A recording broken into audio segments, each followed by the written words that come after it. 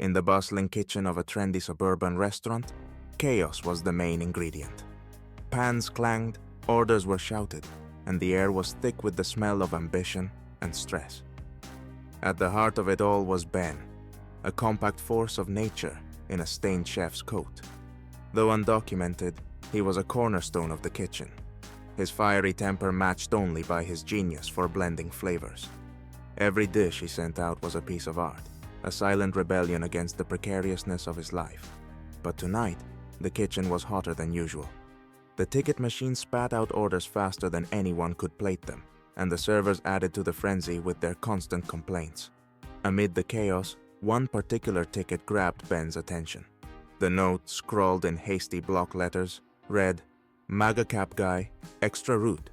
Ben frowned as he processed the message. He peeked out of the kitchen door and spotted the man, a middle-aged guy sitting in the corner with the confidence of someone who had never been told no. His bright red MAGA hat was practically glowing under the dim restaurant lights. Patrons stole glances, whispered, and rolled their eyes. The man, oblivious or indifferent, leaned back in his chair, tapping his fingers on the table with a smug grin. Ben stepped back into the kitchen, muttering, "Another one of those guys." His co-workers snickered. "Extra spice?" one sous chef teased, wiggling a container of chili powder. Ben smirked, his sharp wit cutting through the heat of the kitchen. "No," he replied, his voice dripping with mock seriousness. "Extra justice." With a magician's flourish, Ben reached for a secret weapon tucked in his backpack, a bottle of powdered laxatives he kept for special occasions. A mischievous glint flickered in his eyes as he worked. A pinch in the sauce, a sprinkle over the garnish. He plated the dish with the precision of an artist painting his final stroke. "Bon appétit," he muttered under his breath as the server carried the plate out. From the doorway, Ben watched, arms folded, as the man dug in with relish, oblivious to the culinary justice served cold, or in this case, piping hot. The kitchen buzzed with suppressed laughter, each bite the man took adding to their collective glee. But just as the server returned, her face lit with disbelief. "He wants to meet the chef!" she blurted, eyes wide. Ben froze. Oh no, the kitchen was alive with the clatter of pots and the murmur of cooks shouting orders. But Ben's focus was elsewhere. He leaned subtly against the counter, his gaze fixed on the man in the dining room. The MAGA hat was impossible to miss, bobbing slightly as its owner devoured his meal with enthusiasm. Ben smirked to himself. Guess he doesn't taste the justice, he thought, feeling a pang of satisfaction. But his smugness was short-lived. The man finished his plate, wiped his mouth with a napkin, and flagged down the server. Ben straightened, an edge of panic creeping in. "What's happening?" he asked. The server approached, her expression a mix of confusion and awe. "He wants to meet the chef," she said. "He says it's the best thing he's ever eaten." Ben's heart sank, and a bead of sweat trickled down his temple. This can't be real. Still, curiosity got the better of him. Wiping his hands on his apron, he steeled himself and stepped into the dining room. As he neared the table, the man stood and extended a hand, grinning ear to ear. "Chef!" he boomed. "This was phenomenal." Caught off guard, Ben hesitated before shaking his hand. Thanks," he said, forcing a polite smile. "I'm Don," the man continued, his grip firm and enthusiastic. "Your talent is extraordinary. Have you ever thought about opening your own restaurant? Because you should." Ben blinked. This guy? Complimenting me? It was disorienting, and for a brief moment, guilt flickered in his chest. "That's kind of you," he said, glancing nervously back at the kitchen, where his co-workers peered out, stifling laughter. Don reached into his pocket and pulled out a sleek business card. "I've got some serious connections in the food world. Let's talk," he said, sliding the card into Ben's hand. Ben glanced down, his stomach flipping as he read the words in bold. Don Harrelson, Senior Immigration Inspector, Department of Homeland Security. His blood ran cold. The room seemed to tilt, and the laughter from the kitchen froze mid-chuckle. "Well," Don said with a smile, "I'll be in touch."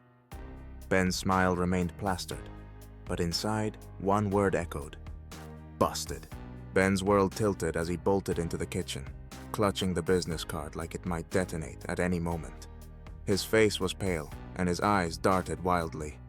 "What happened?" asked Luis, the sous chef, looking up from the sizzling pan he was manning. Ben slapped the card onto the counter, where it landed face up. The bold text glared back. Don Harrelson, Senior Immigration Inspector, Department of Homeland Security. Luis's jaw dropped. "No way," he whispered. "That guy?" Maria, the pastry chef, hissed, leaning in closer. "Yes, that guy!" Ben's voice cracked as he gestured frantically toward the dining room. "The one in the MAGA hat!" A collective gasp rippled through the kitchen. "What did you do?" Maria's eyes narrowed suspiciously. Ben stopped himself. "Doesn't matter. I have to get out of here. Now." He spun toward the back door, grabbing his backpack and coat. His heart was pounding like a drumbeat in his ears. But as he reached for the handle, the manager appeared in the doorway, his face flushed and excited. "Ben!" he exclaimed, half breathless. Ben froze mid-step. "What?"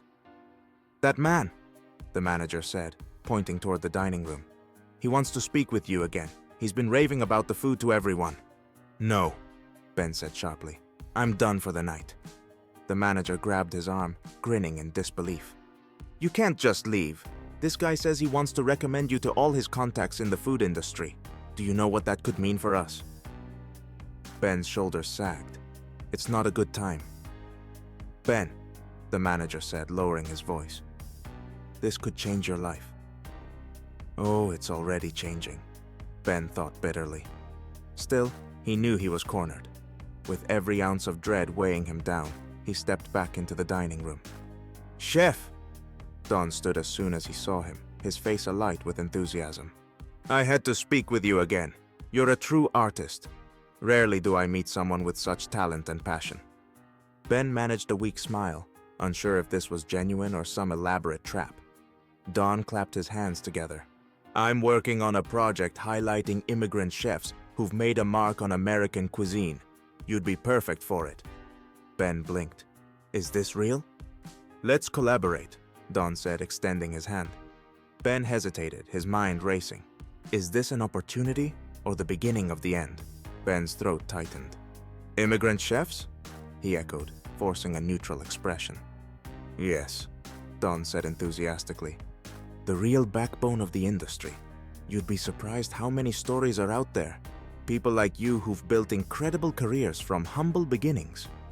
Ben hesitated. He could feel the sweat trickling down his back. "I'll think about it," he said finally, pocketing the card. Over the next hour, Ben watched Don leave, shake hands with the manager, and walk out the door. When he was gone, Ben let out a long, shaky breath. But the night wasn't over. Moments later, a different man entered the kitchen, wearing a suit and holding a badge. "Ben Garcia?" he asked. Ben's heart stopped. "I'm Agent Morales. We've had reports of tampering with food in this establishment. I'd like to ask you a few questions." The room went silent as Ben looked around at his colleagues. Someone had tipped them off. Someone who'd seen what he had done. As Ben was escorted out of the kitchen, he realized the cost of his rash decision. In a moment of anger, he'd gambled everything.